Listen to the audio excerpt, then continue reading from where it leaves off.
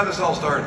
I told you guys I'm a youth pastor, wrote songs for the youth group. So when I would go to a church on staff, I would need to build a group to lead worship for the students, just like every other youth group in the world. So I would come up with teenagers, teach them how to play, we'd lead worship.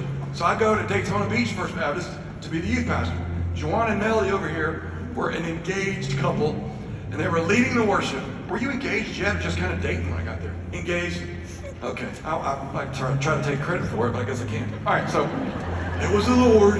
Now, they were leading worship, and I came on staff, and they never really had a singing youth pastor before.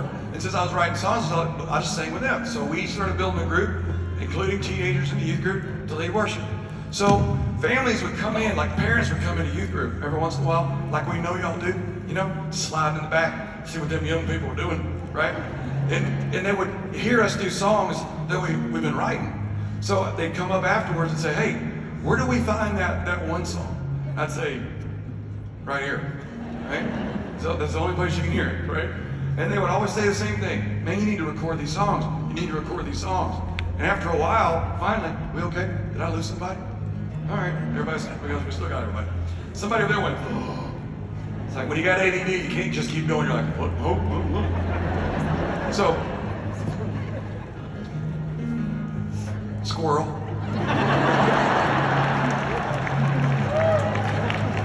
Where was that? Recording songs. Okay. So, some families in the church came together, put the money together, because we're just youth workers. We can't go do that kind of stuff.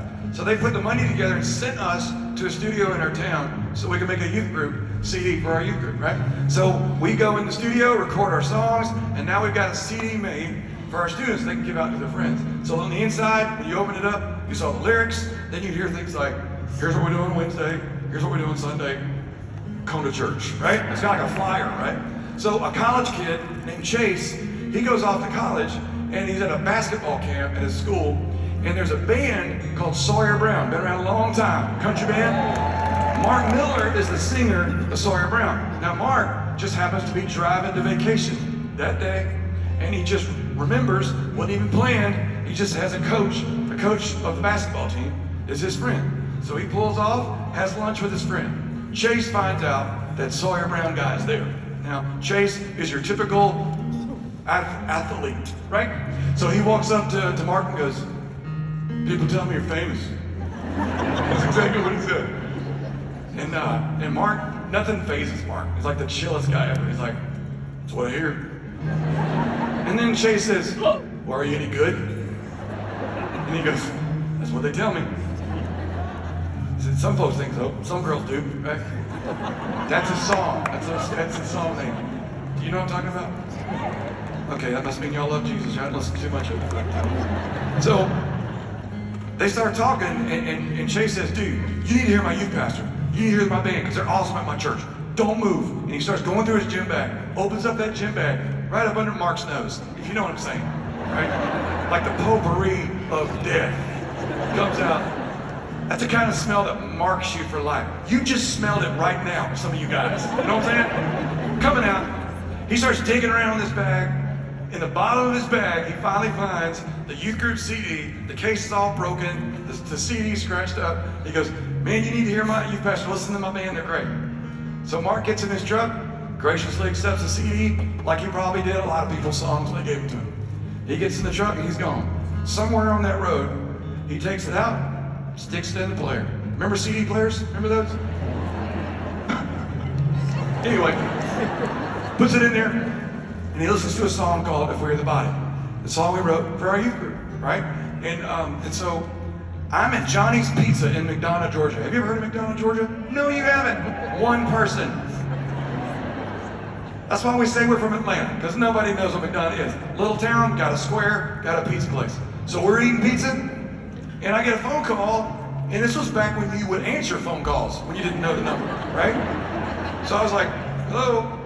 And this guy says, hey, my name's Mark Miller. I sing in a band called Sawyer Brown. I'm like, yes, you do. Hey.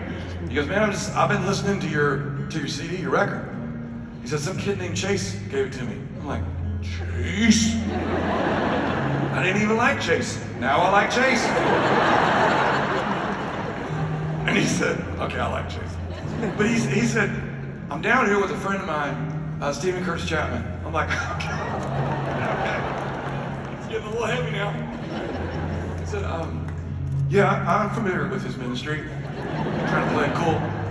Only my hero, right? And he said, man, we've been driving around for a few days listening to your record. And we've always wanted to do something together in music. It's just never happened. And we feel like you're saying something that needs to get said. You're saying hard things, but you're not saying them hard.